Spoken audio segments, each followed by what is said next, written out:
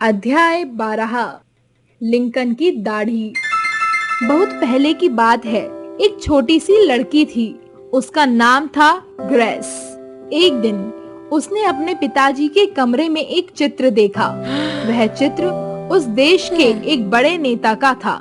Grace बहुत देर तक उस चित्र को देखती रही। फिर उसने पेंसिल उठाई और उस नेता के चेहरे पर दाढ़ी बना दी। जब ग्रेस के पिताजी ने यह देखा तो वे बहुत क्रोधित हुए।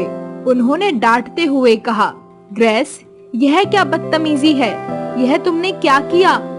ग्रेस डर गई और रोने लगी। उसने क्षमा मांगते हुए अपने पिताजी से कहा, मुझे लगा कि यदि हमारे प्यारे नेता के चेहरे पर दाढ़ी होती तो वे ज्यादा अच्छे लगते। पुत्री का उत्तर सुनकर पिता का क्रोध कम हो गया। उन्होंने चित्र को फिर से देखा। कुछ देर चुप रहे, फिर कहने लगे, ग्रेस, शायद तुम ठीक कहती हो। पिता के चले जाने के बाद ग्रेस कागज कलम लेकर लिखने बैठी। उसने लिखा, 15 अक्टूबर 1860।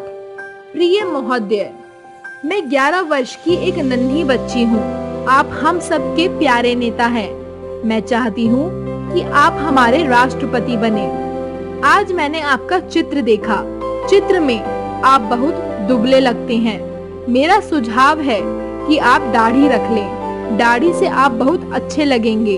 तब और अधिक लोग आपको वोट देंगे और आप राष्ट्रपति बन जाएंगे। क्या आपकी मेरे जितनी कोई बेटी है?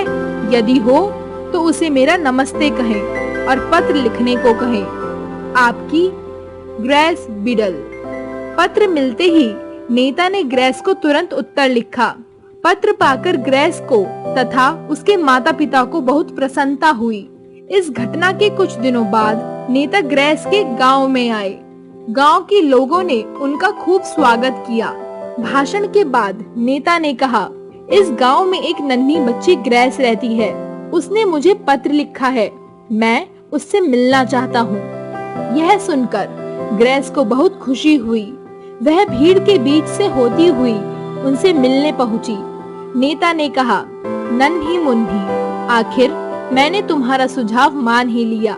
यह देखो, मैंने दाढ़ी रख ली है। क्या आप बता सकते हैं, एक नन्ही सी बच्ची की बात को इतना महत्व देने वाले यह नेता कौन थे? ये थे अमेरिका के लोकप्रिय और महान नेता अब्राहम लिंकन, जो आगे चलकर अमेरिका के राष्ट्रपति बने।